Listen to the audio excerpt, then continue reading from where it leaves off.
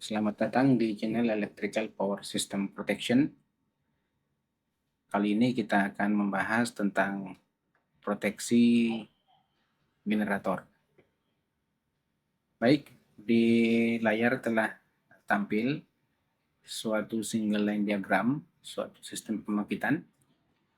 Jadi gardu induk ini terdiri atas dua busbar. Kemudian dari busbar ini terdapat 4 bayi penghantar. Kemudian ada bayi coupler dan 2 buah generator.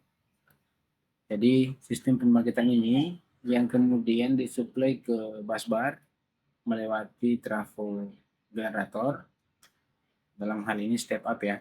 Ini kebetulan pada gambar ini atau yang akan kita simulasikan nanti merupakan trafo step up dari tegangan level 10,5 kV di step up di tegangan 150 kV. Dan dari 150 kV ini ditransmisikan melalui sebuah penghantar menuju gardu induk berikutnya.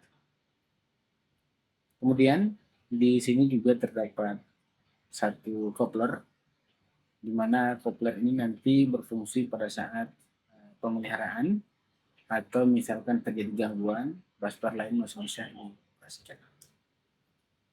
Kemudian karena fokus kita pada kesempatan kali ini adalah tentang proteksi generator, maka yang pertama kita harus ketahui bersama adalah parameter-parameter di generator tersebut, baik dari generatornya, unitnya, kemudian trafonya, dan ada trafo auxiliary.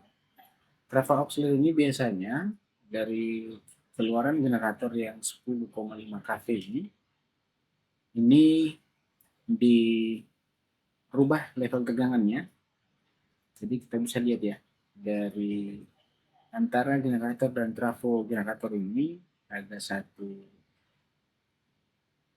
konduktor atau garis ya, dan ini mewakili konduktor, mewakili kabel yang ditransformasikan tegangannya menjadi biasanya di level tegangan 380 volt yang bisa digunakan nantinya untuk auxiliary yang berada di dalam unit suatu pembangkitan. Baik, di kesempatan kali ini kita akan coba menghitung parameter-parameter awal sebelum kita menerapkan atau mengaplikasikan suatu setting di relay proteksi. Jadi kita lihat di poin 2A ini ada generator. Kebetulan masing-masing unit di sistem ini dua unit generator yang kapasitasnya sama, masing-masing 135,33 MVA dengan COSPI sebesar 0,85 dan tegangan nominalnya, output tegangannya itu adalah 10,5 kV. Dengan level tegangan 10,5 ini kemudian kita hitung berapa arus nominal yang dibangkitkan oleh generator tersebut. Kalau kita lihat formulanya, ini formulanya MVA ini, MVA berapa, kemudian dibagi dengan akar 3 dikali dengan tegangan nominalnya. Jadi kita bisa mendapatkan angka ini dari, kita coba hitung ulang, itu 135,33 ini karena dia MVA ya, sama dengan 0,6. Ini kemudian dibagi dengan K3 1,732 dikali dengan level tegangannya 10,5 kV, karena ini satuannya kV, kita coba samakan semua ke volt ya. Jadi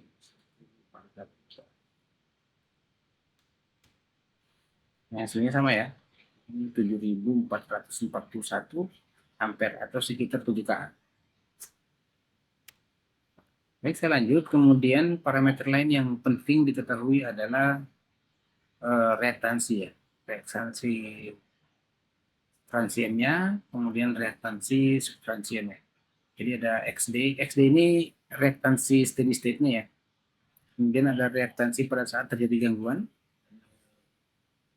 transien, dan ada reaktansi subtransien. Biasanya untuk menentukan rating atau kapasitas peralatan pendukung atau penunjang seperti MTU-nya ya. Dalam hal ini mungkin PMT, DS, parameter-parameter ini digunakan eh, untuk menemukan nilai tertinggi pada saat terjadi gangguan hubungan serikat. Kemudian beberapa parameter lainnya yang perlu diketahui pada saat kita akan menghitung ini adalah eh, ini ya, GT-nya ya, atau main trafonya. Jadi kita lihat di sini kapasitas dari daya generator ini maksimum di 135,3 MPa. Maka trafo yang digunakan tidak akan lebih kecil dari kapasitas generator tersebut. Kenapa? Dalam hal ini penting diketahui, jangan sampai pada saat kita merencanakan suatu sistem pembangkitan, generator yang kita gunakan kapasitasnya lebih besar dari trafonya sendiri, di mana trafo ini sebenarnya digunakan untuk mentransformasikan level tegangannya.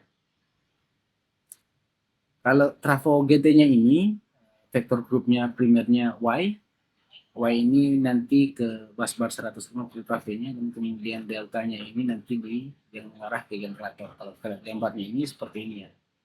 Jadi ada Y delta. Y ini sisi 150 kV yang ke busbar, dan delta ini yang ke terminal generator atau output dari generator ini sendiri.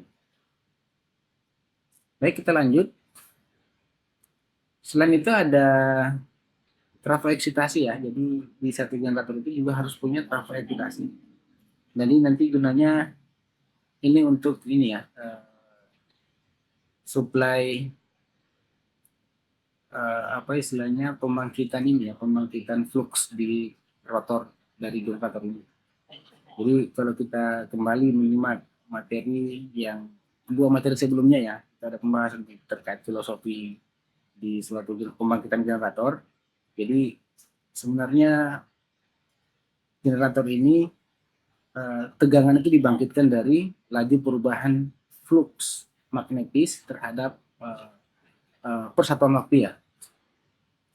Di mana flux yang dibangkitkan di rotor itu di suplai dari trafo eksitasi. Selain itu kita juga memiliki data dari auxiliary trafo. Auxiliary trafo ini yang mana? Auxiliary trafo ini yang ini. Oh sorry, tadi itu di awal saya mengatakan di 380 ya, 380 ini mungkin setelah di bawah sini ya, setelah busbar ini. Tapi untuk UAT ini, untuk auxiliary ini level tegangannya itu di 10,5 menjadi 6,5 kV di data kali ini, di data contoh ini ya. Kita lihat ini auxiliary trafonya. Jadi ada dua trafo auxiliary, masing-masing kapasitasnya kapasitasnya masing-masing 40 MVA.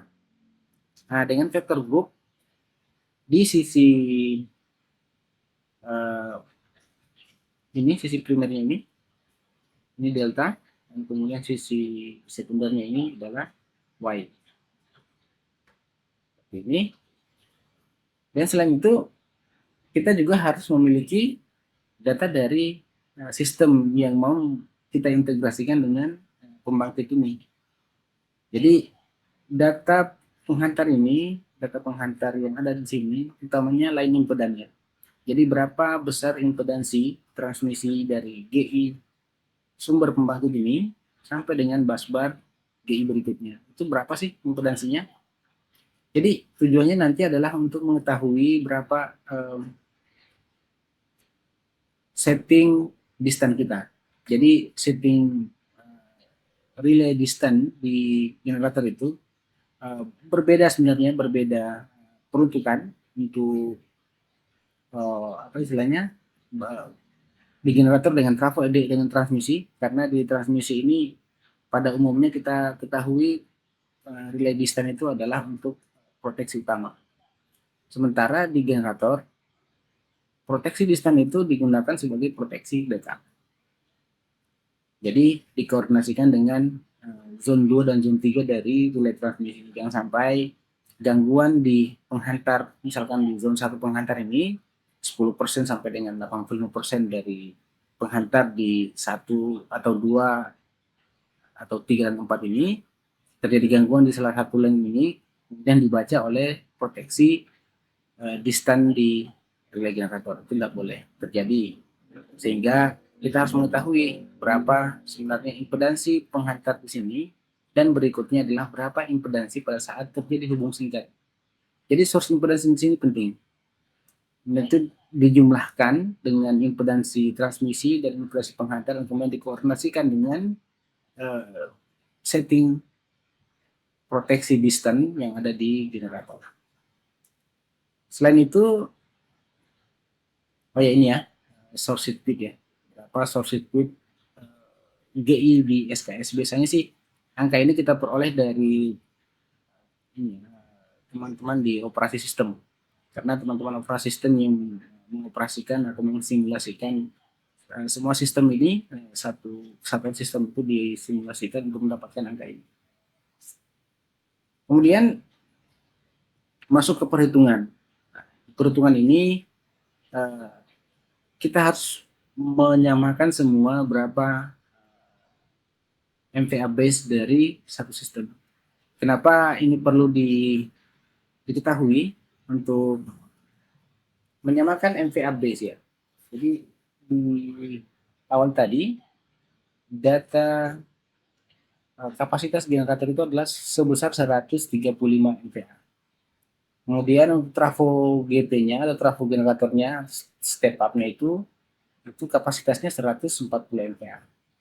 Sehingga ada perbedaan nih, perbedaan besar kapasitas yang kemudian nanti akan mempengaruhi hasil perhitungan pada saat kita tidak menyamakan MVA-nya dalam bentuk MVA base yang baru. Contohnya mungkin seperti ini ya. Jadi di generator itu kita harus menyamakan, kita anggap semua satu sistem itu 100 MVA base. 100 MVA base itu menjadi parameter acuan pada saat kita mengkonversi semua nilai dari pertama reaktansi steady state-nya, reaktansi transiennya, dan reaktansi subtransiennya. Kemudian kita menuju ke trafo GT-nya. Jadi trafo GT juga punya reaktansi ya. Kemudian eksitasinya juga kita akan hitung nanti. Baik, ini trafo eksitasi untuk suplai pembangkitan flux ya, flux di generator. Tadi di awal sempat disinggung, sebenarnya tegangan di terminal generator itu merupakan hasil dari laju perubahan flux ya, persatuan waktu. Jadi kalau kita lihat rumus itu ada flux per detu. Kemudian kita akan merubah berapa impedansi dari penghantar. Kita ambil contoh sini ya, satu penghantar A ke B gitu ya. Ada impedansi urutan positif dan impedansi urutan nol. Kenapa impedansi urutan negatif tidak dimasukkan? Karena impedansi urutan negatif impedansi urutan negatif itu umumnya sama nilainya dengan impedansi urutan positif. Kemudian kita lihat sini contoh juga ada impedansi dari GI ya. Jadi kalau misalkan suatu saat terjadi gangguan di satu subsistem, misalkan dari penghantar A ke penghantar B terjadi gangguan di situ, dan pusatnya ada di dekat busbar, maka kita ngambil nilai kalau gangguan source circuitnya di busbar dekat salah satu penghantar itu ya.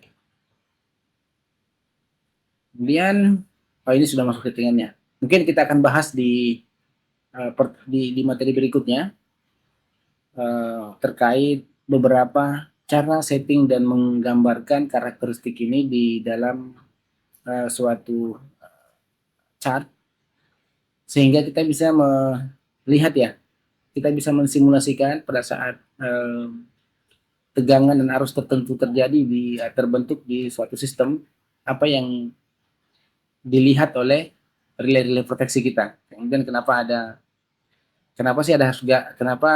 harus ada gambar-gambar ini ya gitu ya. Kenapa harus ada gambar garis lurus, kemudian miring sedikit dan uh, kecuramannya yang apa istilahnya yang lebih tinggi lagi, itu kita bisa lihat nanti di perhitungan di materi berikutnya. Baik, untuk kesempatan kali ini sebagai pengantar, mudah-mudahan kita bisa simulasikan membuat materi sebenarnya sudah